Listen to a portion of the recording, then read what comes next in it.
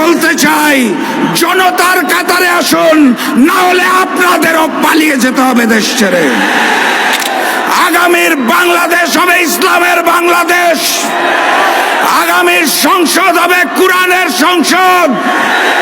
ওখানে আল্লাহ ব্যতীত আমরা আর কোন প্রভু মেনে নেব না। ওখানে হিন্দুস্তানের হিন্দুত্ববাদকে মেনে নেব না। ওখানে কসাই নরেন্দ্র মোদীর পরিকল্পনা মেনে নেব না।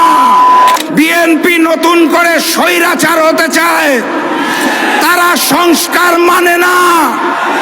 যারা নতুন বাংলাদেশের সংস্কার মানে না, তাদেরকে আমরা লাল কার্ড দেখাবো ইনশাআল্লাহ। যেই স্লোগানে হিন্দুস্তানের বুক কাঁপে, পুরাতন জালিম আওয়ামী লীগের বুক কাঁপে, নতুন জালিম বিএনপির বুক কাঁপে। স্লোগান ধরুন, নারায়ে তাকবীর, নারায়ে তাকবীর, নারায়ে তাকবীর।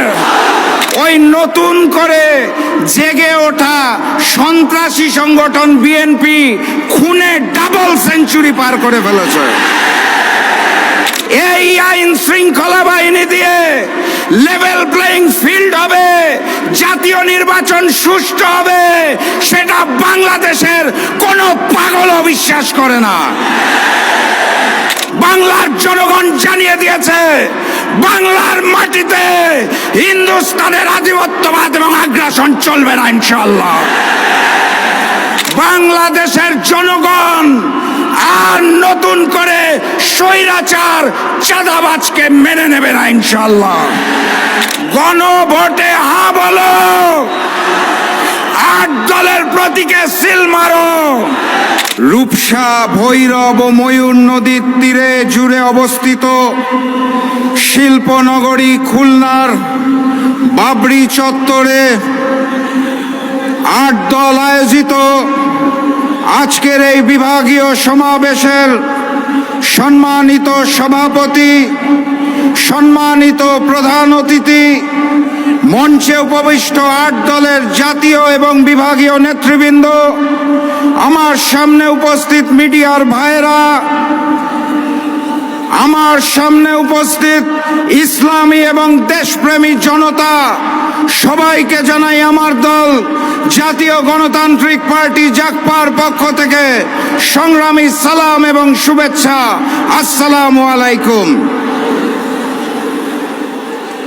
আজকে যখন এইখানে জনসভা চলছে, আমি শুনছিলাম বিগত 2-4 দিন ধরে কোন দলের কোন নেতা জানি বলছিলেন এই জনসভায় মানুষজনকে আসতে দেওয়া হবে না।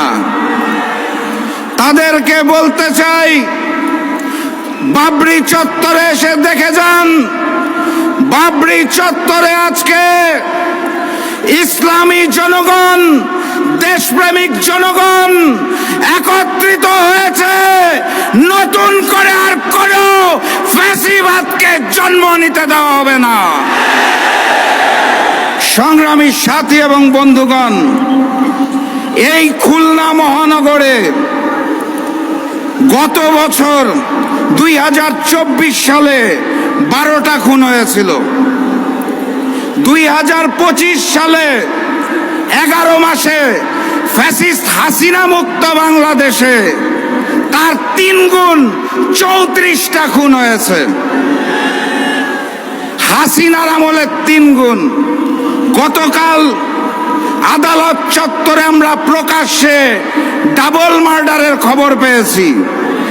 আর হাসিনা মুক্ত বাংলাদেশে ওই নতুন করে জেগে ওঠা সন্ত্রাসী সংগঠন বিএনপি খুনে ডাবল সেঞ্চুরি পার করে ফেলেছে। এই প্রশাসন, এই আইন শৃঙ্খলা বাহিনী দিয়ে লেভেল প্লেইং ফিল্ড হবে, জাতীয় নির্বাচন সুষ্ঠু হবে, সেটা বাংলাদেশের কোনো পাগলও বিশ্বাস করে না।